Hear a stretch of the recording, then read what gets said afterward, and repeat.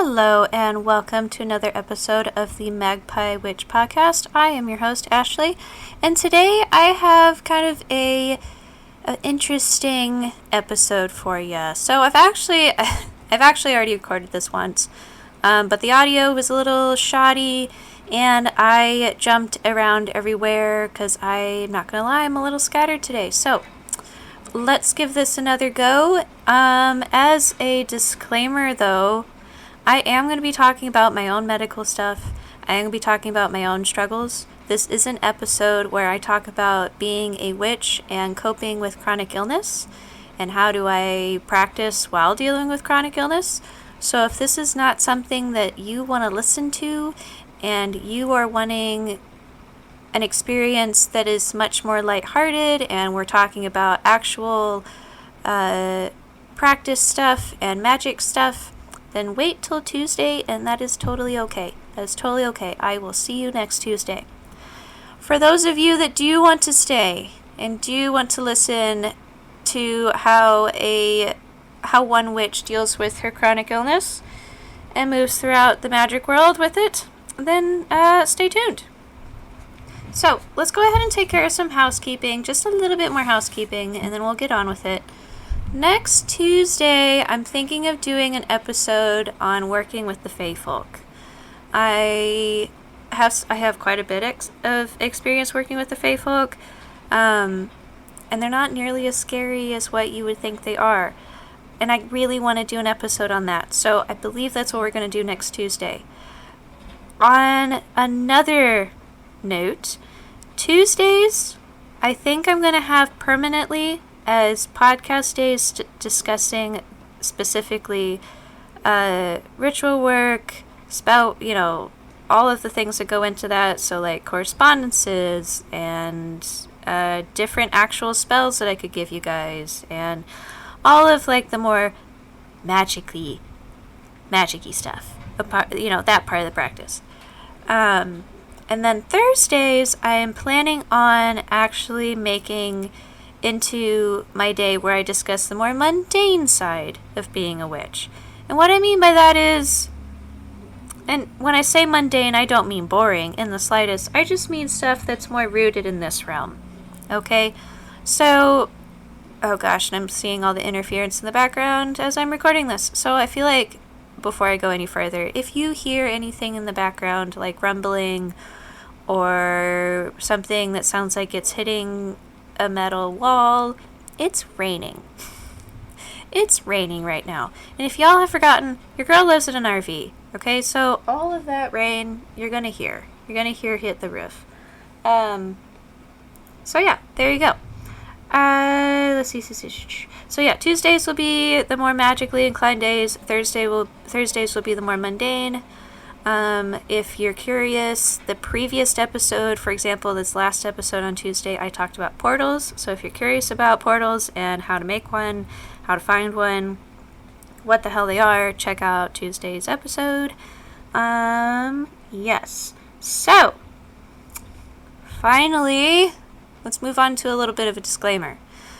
So I'm going to be mentioning, like I said, my medical issues, what I deal with. If that triggers you in any way or you just don't want to hear about that stuff today, that's okay. You can go ahead and move on. I might discuss gross things because that has to do with what I deal with every day. So if that bothers you, it's okay. Wait for next Tuesday. I might discuss different herbal remedies and or other remedies that I do to help myself.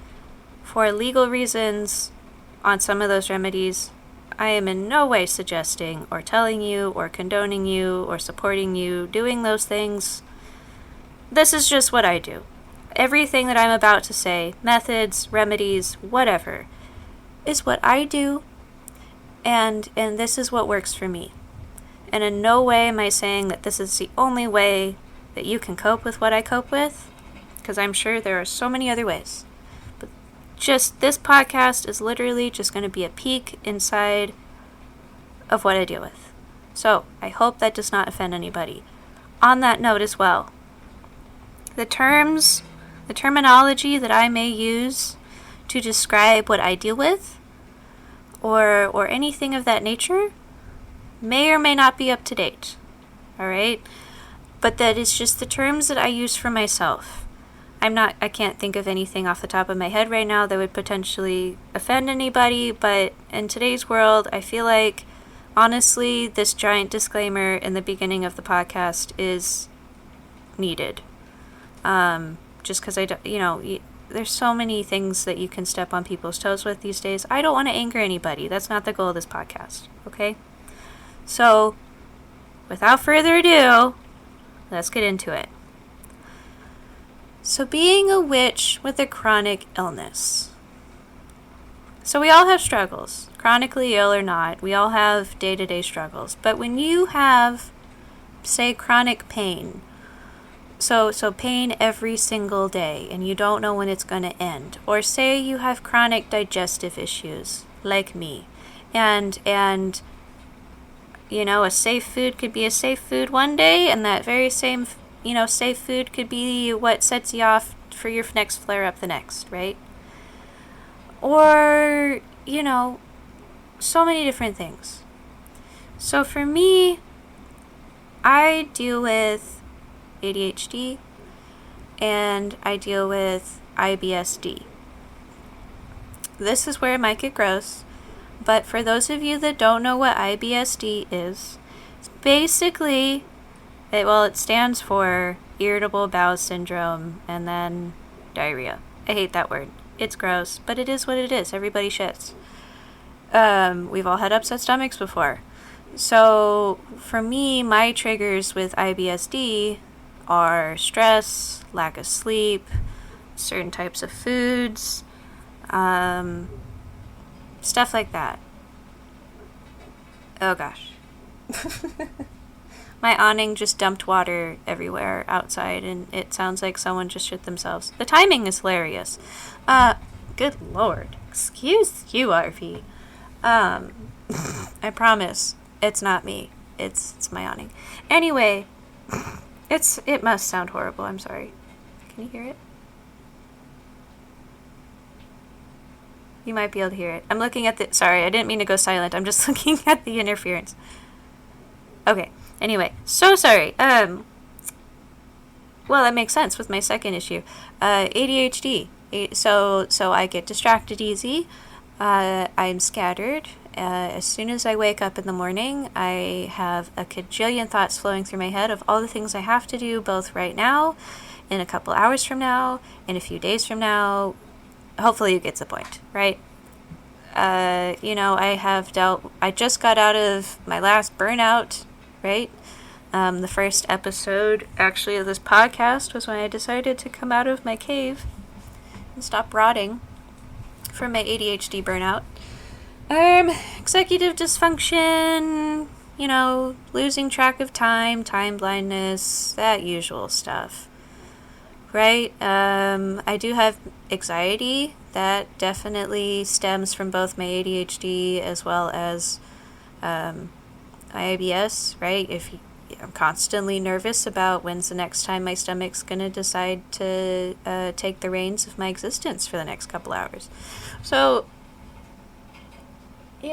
I'm dealing with chronic fatigue from that. Like, I might be tired, I might be mentally foggy, a whole bunch of stuff, right? Like, if you're constantly if you eat something and you constantly just have to run to excuse yourself right afterwards, like just as a tangent, just think of how many nutrients you're just not absorbing, right? Okay, now if you are chronically dealing with that, right, now you're never absorbing nutrients, or you're not absorbing nearly enough nutrients that you need all the time, right? So yeah, I'm foggy and all that fun stuff. So yes. So how does that manifest in magic though? Right? So if I'm super stressed and I'm scattered and, my stomach hurts or whatever that day, obviously your spell is not going to have as strong of an intention if you're uncomfortable. Or if you're distracted, right? Or if, maybe you ate the wrong food that morning because you were feeling selfish. and you said, you know what? I don't care about the after effects. I'm going to eat this for breakfast. Okay? And then, and now your stomach hurts, right? So now that's all you're thinking about. Sorry. I'm losing track. My ADHD is taking over right now. So for like IBS, for example, the way that would specifically mess with my magic is maybe I have to leave in the middle of my ritual to excuse myself. Or maybe I just don't have enough energy that day because I am so exhausted from a flare-up that just ended the previous day, right? Because sometimes I'll have a flare-up, and let's be real, I will be in bed all day. Like, I will be stuck in bed. I won't be able to eat. I won't be able to do anything of that nature. Like, so spell work? Yeah, no, we're not doing any of that when I'm stuck in bed, right? So it just prevents that. ADHD but just makes it really difficult staying on track. It also can make like divination difficult, right? Because you're having to expel so much energy to do that divination practice, to try to be accurate, to try to listen to the right answers, to do whatever you be it whether you're doing spell work or divination. There's a huge energetic output, right? So you might get burnt out. You might get a little bit scattered because there's so many steps in that spell. You might be stressed, so you might have to take a break. So, coping mechanisms. Let's get into some coping mechanisms. I would say the biggest one for me that has helped me both with my ADHD and just my stomach pain would have to be broccoli. I know I don't mean the vegetable. Nope, I don't mean the vegetable. I guess this is where that disclaimer comes in. I can't use too many terms on here, so we're using broccoli again. Yeah, I like to partake in the broccoli a lot. It keeps the anxiety down. It helps me focus, but it also helps my stomach just exist without any pain. I will partake in the indica variety or the hybrid variety of broccoli, usually for my stomach pains. If I'm having a huge anxious day, I will use either a hybrid or a sativa type of broccoli. That usually really helps. I love using broccoli though during just normal spell work or ritual work or anything like that, because it just makes everything outside of that magical working at that time not matter. And that is so nice. Like, being able to remove as many distractions as possible, like physically, like cleaning up your space, is incredibly important, right? Like, for someone who has ADHD, wherever you're going to be working your spell work or your divination or whatever, just as a tip, just declutter it as much as you can. And I don't mean like if you have an altar that just has a lot of stuff on it, like rocks and feathers and skulls and stuff. I don't mean like declutter it that way. I mean like if you have dirty clothes or you have used your altar unfortunately as a landing point for stuff that you no longer want to hold, so like an old cup of coffee or your water bottle or your vape pen or whatever, right? Just declutter your space, because that's going to be a lot less visual distraction there for you to have to cope with, right? And partaking in broccoli, for me, definitely removes the mental clutter that takes place when you're trying to get into that magical mindset. Back on the stomach thing, making sure that you plan your spell work, especially if it's a really big ritual and it's stressful. Like, I'll use an example. For Samhain, I'm going to be doing a summoning. I'm going to be summoning an entity that I have met twice before, who has come on their own volition, and this time I am going to be summoning them here rather than them coming here themselves, this entity. And it's a very big ritual. I have summoned smaller things, but I haven't done this big of a summoning before. So I will be summoning something. In order to prevent potential burnout, ADHD burnout, because I'm having to prepare last minute, I'm going to try to be as prepared as I can and as much of an advance as I comfortably can. That also makes sense, right? Like, I'm not going to prepare for a Samhain spell in middle of March.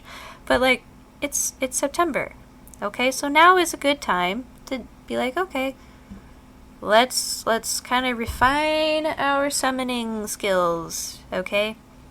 It'd be the perfect time. So planning out ahead helps with keeping your mind focused on what's coming up, but it also takes a little bit of the stress out, right? Because and stress, if we remember, can be a huge trigger for certain stomach issues, but it can also be a trigger for things like ADHD burnout or just executive dysfunction, stuff like that. If you have something stressful coming up, do everything you can to prevent everything I just listed by planning.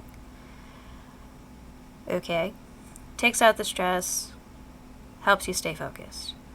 On top of that, you can make a list. That does help me with my ADHD specifically, making a list of my steps of what I'm going to do. But what helps me even more, because I'm a visual person, is, good Lord. Can you all hear that? Can you all hear that? Again, I swear to you, I promise that's the rain coming off my awning. It just sounds like someone shitting themselves. This is the awning. I swear. Okay. Fuck, where was I? Yes. I will literally set out, like, different spell ingredients and stuff that I'm wanting to use. So, like, props or tools or whatever, out before I actually start the spell, and in chronological order of when I'm going to use them in my ritual. So if I'm burning something, I'm probably not going to put the charcoal disc in the very beginning because I'm going to have to grind up my herbs first. So it'd make more sense to put my mortar and pestle in the beginning, right? Because I'm going to use that first. But that's just a good way of visually showing... Yes, sweetheart. Yes, honey. Okay. Merlin is being a Merlin. Of visually showing your steps, but also reminding you of all the ingredients that you were wanting to use. Okay, so ADHD brain, I don't know if you've ever been doing a ritual before, and if you don't have all of your stuff set out, have you ever just forgotten completely? Like, oh, what's the rock that I was planning on using? Oh, what's the, whatever I was planning on using. You might forget that. So to prevent that, to stay more focused, to lessen the stress, and to remember all your steps, just place out all your ingredients out behind you or out on a table next to you or wherever you can. And if you're able, put it in order of when you're going to use them. It's all about being proactive. So, let's see here. Let's do that. Yeah, back on divination though. If I hadn't mentioned this before, if I already have, I'm so sorry, so skip this. But if I hadn't mentioned that before, can you get out of that, please? Thank you, sir. Sorry, my cat's getting into things. Divination. Yeah, if I hadn't mentioned this before, you try to keep divination short. In terms of trying to cope with your ADHD, try to keep divination and spell work short. Just so then you don't get too lost in the steps and make your intention muddy, right? And on that note too, don't worry too much about forgetting steps either. So, just like with accepting the fact that your human body is going to have human needs and you might need to take a break in the middle of your spell work to take care of those human needs, entities are also not going to be mad at you or smite you or whatever if you forget a step or two. Just like they're not going to be mad at you taking a break, they're not going to be mad at you for forgetting a step or two. And the reason why that is because you overall put your intention out there. You overall, I hope, did all the other steps of your spell, right? So your intention's still going out there, you still put all the work into it, you just maybe forgot like a step or two. That's not a big deal. It's not. And just like accepting the fact that your human body's going to have human needs, good God, Water, accept the fact that you're... am I even going to post this? Good God, I feel like that sound is just obscene. Like, and this is the worst episode for that sound to be doing the thing because of what we're talking about. Good Lord. Okay. Let's see here. What else? Ooh, yes. Passively stimming. This is another big thing that helps me with my ADHD. Is basically trying to involve as many extra senses in the background as you can. Let me explain. Either through music or through incense or both, I will try to get basically my monkey brain or my human ego to hang itself up on listening to the music or enjoying the incense, while my higher self can take over and pay attention more on what's actually happening. So how that looks is I have all my spell stuff ready, I have my ingredients out, I'm getting ready to start my spell work. I'm going to get into that magical mentality by turning on some music, so then my consciousness that is usually taking over, right? My ego that is usually taking over is distracted enough by the music or the incense that you might have burned, is distracted enough by the smell or the sound to where you can actually do what you need to do without your monkey brain taking over and saying this is all BS, or this isn't working, or, fill in the blank. Enter a doubt here. So passively stimming. Get that other side of your brain out of here, right? So you can focus, so your ethereal self can focus on what it needs to focus on.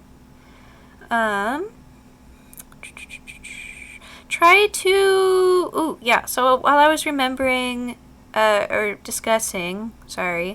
removing as many distractions as possible, that does include pets. So if you have a kitten who wants to help you out, quote unquote, on your spell work, and it keeps batting at your bowl of herbs or at your rocks or whatever, that's probably going to be a little distracting. So make sure you remove all pets. And especially if you're burning stuff, that's kind of a safety issue for both them and the rest of your house, in case they knock it over or whatever. You don't want that. And unhelpful housemates.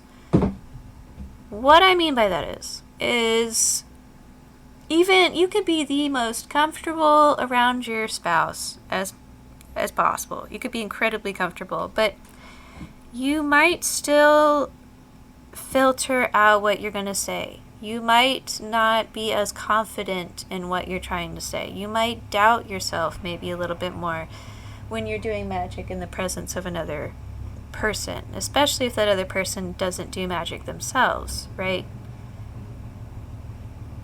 Bam. Good Lord. Don't they know I'm trying to record a freaking podcast in here? Good God. Sorry. I have the rain, and I now have my neighbor and their truck. And because my walls are about 2 inches thick, you can hear them and their giant truck outside. Anyhoozle. Yes. So, yeah. Try to remove as many unhelpful housemates as you can. I mean, don't, kick them out of your house. Unless you're just mean. Or you can kindly do that. But, just... try to go in a different room if you can, or kindly ask them, hey, can you maybe leave this space for just a moment while I do this? Or, do what I do, and I just wait until my husband's not home, and I just do my spell work then. because then I can just talk freely. I don't have to worry. And again, it's not like I'm embarrassed of my spell work or ashamed of what I do or whatever around him. I just, for some reason, get a filter on whenever he's around, and I don't speak as truly to my spell work as I want to. So it's best to do it when he's not around. And it might be the same case for you too. Goodness gracious, that interference is insane. I hope that engine is not driving y'all nuts. Okay, so what did we talk about? We talked about what I deal with. We talked about how to cope with ADHD. We talked about how to cope with a little bit of IBS. Oh, here is a tidbit. Take it, use it, or not, as you will. I love ginger and mint tea for stomach issues. I love ginger and mint tea. That, oh my god, is a lifesaver. Get some ginger and mint tea and a little bit of broccoli in the morning, especially on like a flare-up day. Oh my goodness, you are set. You are set. Yeah, that's it. That makes for a relaxing ass day. Yeah. Okay. I don't think I mentioned enough coping mechanisms for IBS witches, though. Like I said, you're gonna want to plan your spells in advance the bigger they are, for reasons, to help cope with ADHD, but also so then you can plan the type of food you're gonna eat that day. So, like, if you're like me, who has just a very speedy gut, and if you eat, everything just disappears from you afterwards in like 10 minutes immediately, you probably want to try to find your safe food and eat your safe food on that day of that ritual. Or just make sure you give yourself ample time before the ritual to eat and digest, as well as make sure during the ritual you're not too hard on yourself if you have to leave and come back. Safe foods for me, and I don't, if this doesn't work, if your doctor tells you something else, or if you don't agree with me, don't listen to me. That's fine. But safe foods for me, and you can find this online too, is like toast, rice, bananas are really good for soothing the stomach, oatmeal's really good, just really bland foods, like foods that you'd probably feed your dog if your dog wasn't feeling good, like rice, chicken, very simple bland foods. One of my more favorite things to eat on a ritual day, if I'm trying to do something super safe, is I will actually make my own fried rice and then a hard fried egg, a soft fried egg on my rice. Whoever eats hard fried eggs, y'all are monsters. A soft fried egg. Ma'am.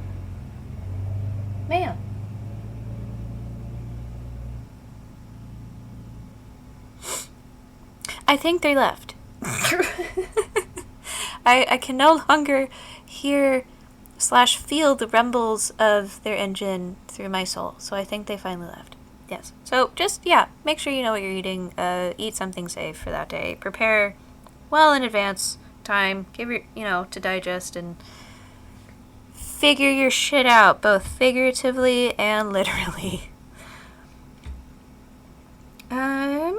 But I think that honestly covers it. Let's see, I covered ADHD, I covered IBS, I covered a couple of my coping mechanisms. Yeah. I probably didn't cover absolutely everything that I do to cope with whatever, with what I cope with. I do have some medication for my IBS symptoms. They are technically muscle relaxers. I won't tell you the name. And I do take them when I absolutely have tried every other option to stop hurting. I do try those, but I'm personally not a fan because they just make me feel like a zombie. ADHD, I'm not on any medications for that. I am raw dogging ADHD.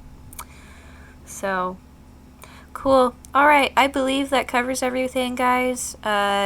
If you have any questions, or maybe you heard something that I touched on but maybe didn't talk about in nearly as much depth as you had hoped, go ahead and mention that in the comments. Yeah, stupid water. It sounds like someone's shitting back there. Good God. Alright. Be safe out there. Take care of yourself. Drink some water. Take your meds. Don't get into trouble too much. And I will talk to you next Tuesday about fairies. Behave. Bye.